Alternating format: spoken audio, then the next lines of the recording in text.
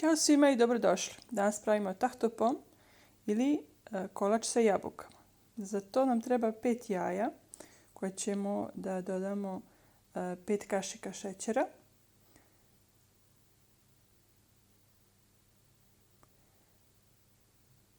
pet kašika pavlake,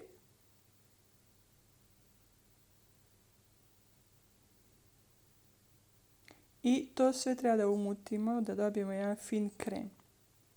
Za one koji vole cimet, ja volim cimet da dodam svaki put kad pravim neki kolač sa jabukama, znači dodat ćemo malo cimeta čisto da dobijemo ukus. Za one koji ne vole, nije obavezno. Sve je stvar ukusa.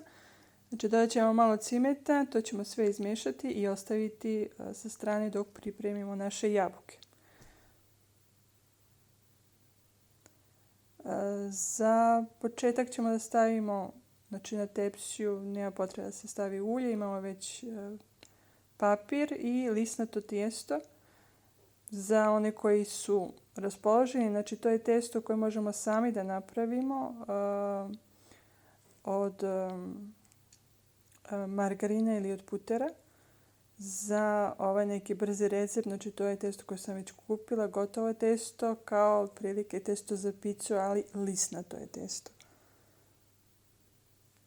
Jabuke smo isickali na listiće, otprilike 3-4 jabuke.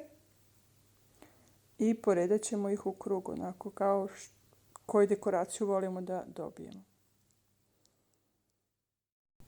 Testo treba da izbockamo viljuško, da prilikom pečenja ne bi došlo do naduvavanja testa i da ne bi sve to kipilo sa strane.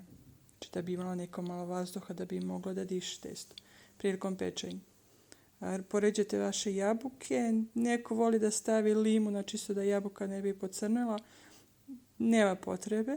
Znači možete samo poredati vaše jabuke, dodat ćemo krem koji smo već pripremili. I ono što je bitno, znači malo sa strane to što je višak testa ćemo da savijemo, jer prilikom pečenja to će onako biti fino hrskavo lisnato testo. I to je to. Pripremili smo naš kolač, stavit ćemo ga u revnu da se peče na 45 minuta, 200 stepeni. Ovaj kolač možemo da ručkamo vruć ili hladan, sve zavisi koliko ste strpljivi da sačekate da se kolač ohladi. Ovo je jedna brza poslastica koju često pravim i moje djeca obožavaju. Htjela sam to da podelim sa vama i da nešto ovako na brzinu možete da napravite i vi kod sebe kući.